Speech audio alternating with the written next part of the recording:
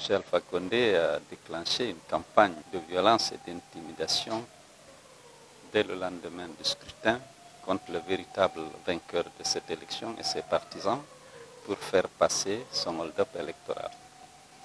Le bilan a été très lourd. Il y a eu 50 jeunes qui manifestaient leur joie à l'annonce des résultats qui ont été abattus, dont on ne parle pas. Il y a bien sûr 300 détenus, parmi lesquels il y a mes proches collaborateurs. Et il y a l'occupation de mes bureaux et privation de liberté dont je suis l'objet, moi et mes proches collaborateurs.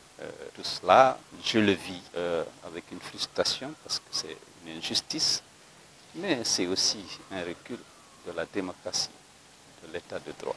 Et nous sommes déterminés à continuer la lutte contre cette négation du droit dans notre pays. Ce n'est pas par des correspondances qu'on obtient la liberté des détenus. Nous avons un pool d'avocats qui se bat comme il peut pour obtenir la liberté de nos camarades, étant entendu qu'ils ont été arbitrairement arrêtés et séquestrés.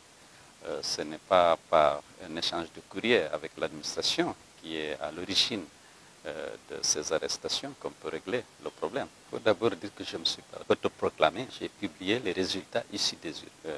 La Cour constitutionnelle a proclamé les résultats voulus par Alpha Condé, et qui étaient loin d'être ceux issus des urnes.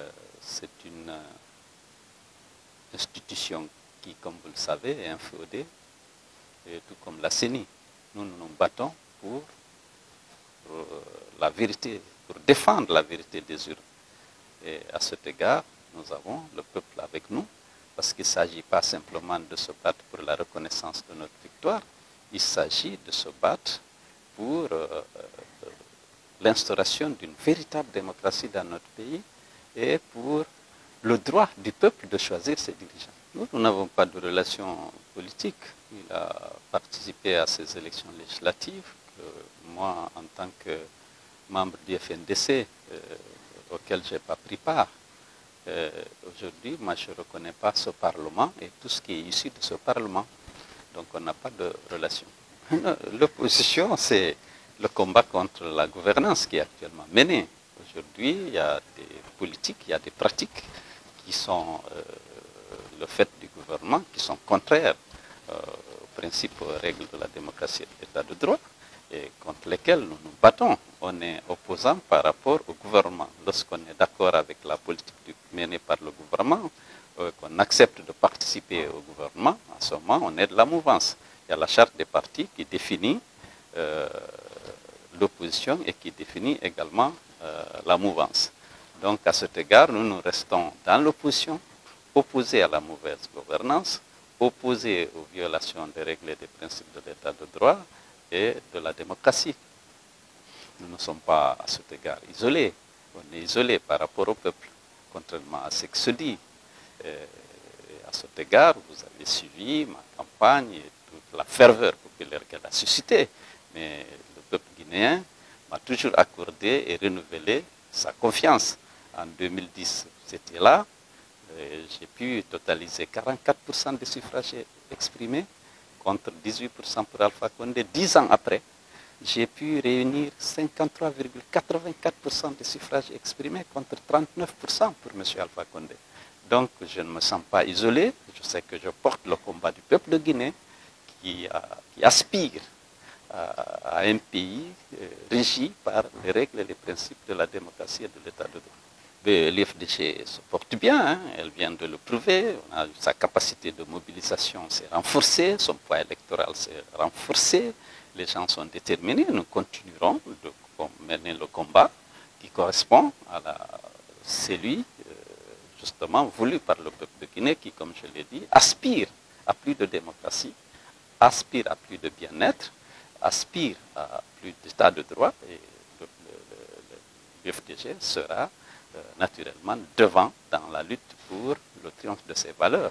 Et nous sommes convaincus que, naturellement, que la victoire sera au rendez-vous, parce que ça correspond aux aspirations du peuple et c'est un combat juste. Nous continuons à nous battre pour faire triompher la vérité des urnes, pour la reconnaissance de notre victoire. Et ça peut être long, mais nous sommes déterminés et le peuple, comme je l'ai dit, soutient ce combat parce que c'est le sien. Non, je vous ai dit qu'on n'est pas isolé, le parti n'est pas isolé. Docteur Fodé Fofana, non, Fodé Oussou continue de militer activement, il participe à toutes les réunions, il s'exprime, il donne ses points de vue.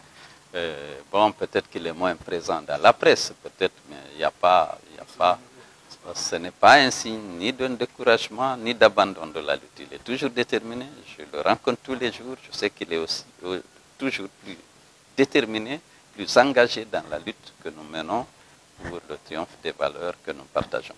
Il faut encourager les Guinéens à continuer cette lutte pour l'instauration des valeurs auxquelles on croit. Aujourd'hui, la dictature est à l'origine de beaucoup de maux dont souffrent les Guinéens. Il y a la misère partout. Aujourd'hui, nous vivons un véritable état de siège. Il y a la violence. Il y a naturellement des arrestations arbitraires. Moi, j'ai mes proches collaborateurs aujourd'hui en prison. Ils n'ont rien fait.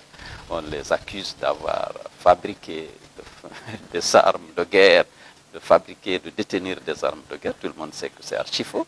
Ça rentre juste dans le cadre de la campagne de violence et d'intimidation déclenchée par Alpha Condé pour faire passer son hold-up.